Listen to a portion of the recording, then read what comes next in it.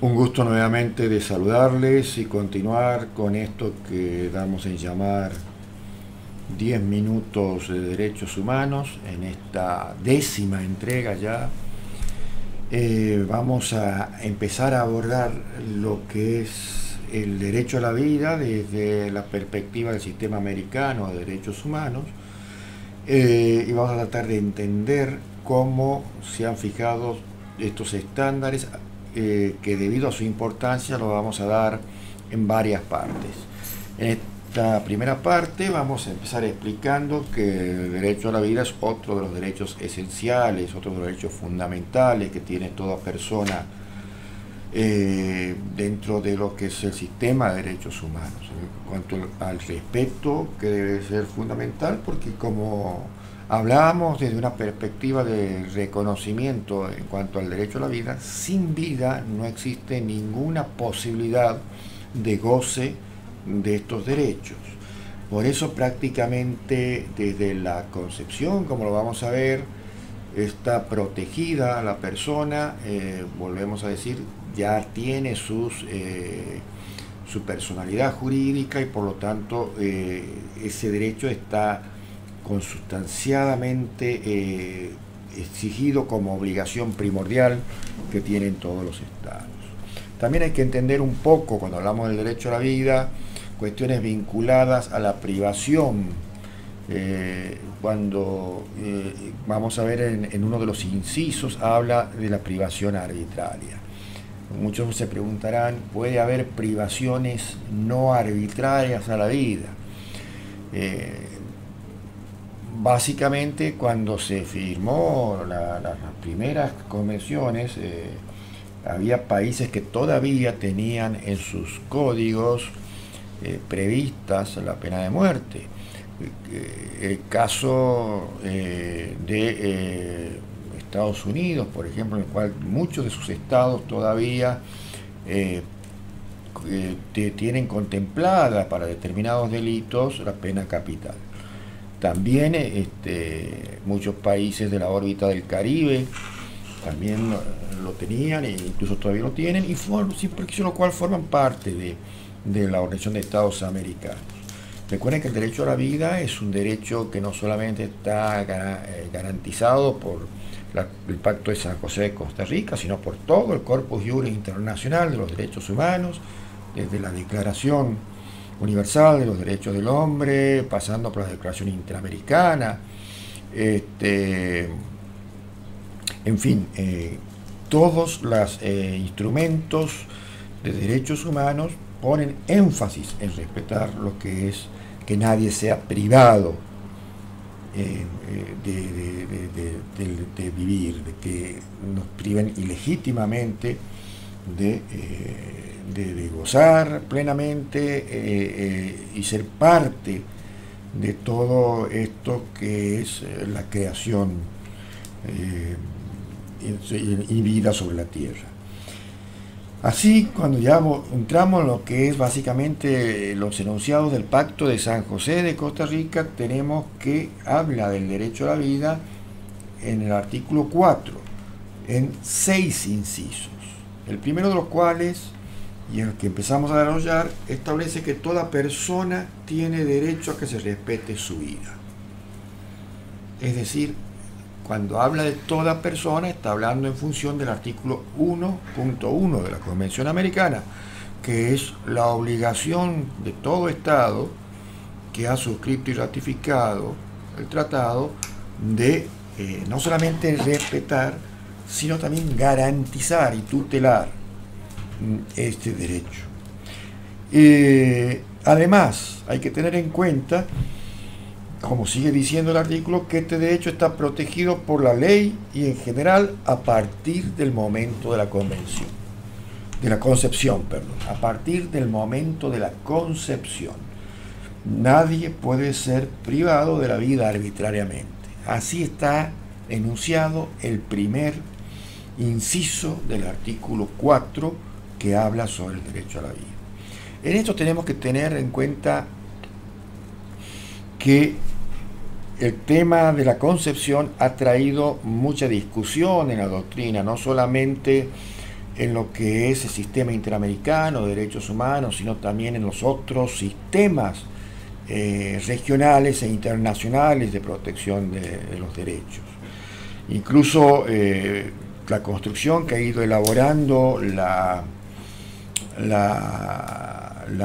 propia Comisión Interamericana antes de que se expida en algún fallo la Corte Interamericana, también ha sido un poco cuidadosa en cuanto a la elaboración, sobre todo en casos que se presentaron en el cual intervenían países en donde estaba legalizado, en cierto modo, prácticas abortivas. Pero si tenemos que hablar de un caso en que realmente ha definido la Convención Americana, en cierto modo, qué es de qué se habla cuando se habla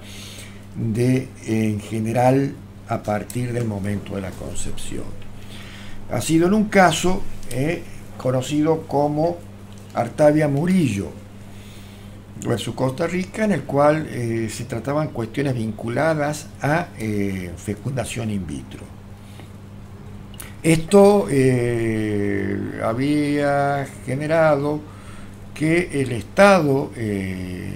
costarricense, y que fue también contemplado por su Tribunal Constitucional, dejó sin efecto una ley sobre la conservación de los embriones, porque decía que no se respetaba el derecho a la vida cuando esos embriones no eran reclamados por quienes en principio habían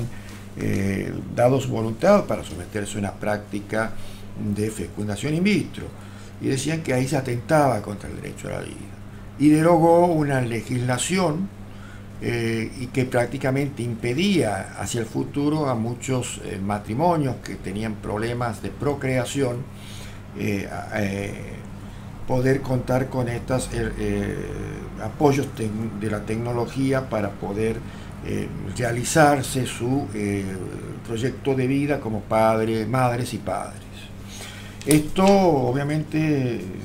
llegó a instancias de la Comisión Interamericana y luego de la Corte Interamericana, quien se vio obligada a determinar si esos embriones realmente tenían derechos como para protegerlos en base a afectar otros derechos como el de la salud reproductiva, derechos de la mujer, etcétera, que estaban involucrados en estas cuestiones. Y así la Corte, y hago una prieta síntesis, luego de realizar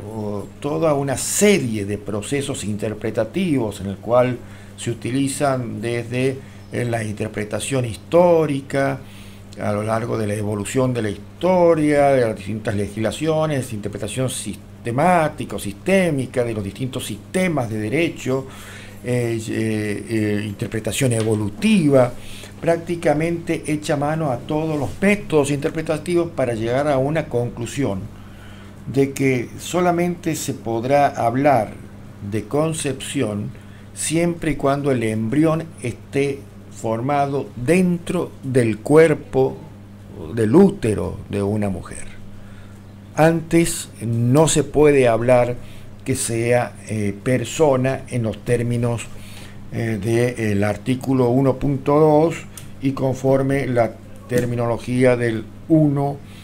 inciso 1 del artículo 4 de la Convención. Es decir,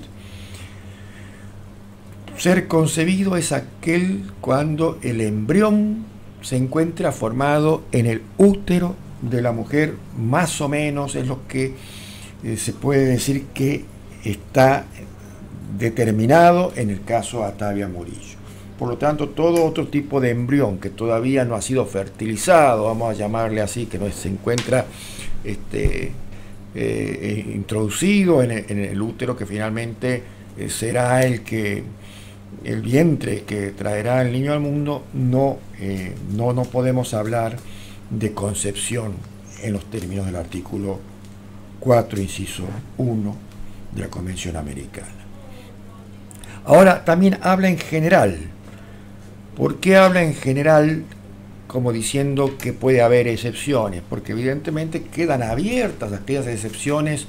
de casos especiales, aunque todavía no se ha expedido en sí la Corte Interamericana al respecto. Pero sí podemos decir por distintos informes y resoluciones de la Comisión Interamericana que determinadas prácticas, por ejemplo, que se llaman terapéuticas, donde está en riesgo la salud de ambos, tanto del nasciturus como la madre, puede implicar que se puedan realizar algún tipo de práctica abortiva sin que implique afectación a estos artículos de la Convención Americana, por dado el caso.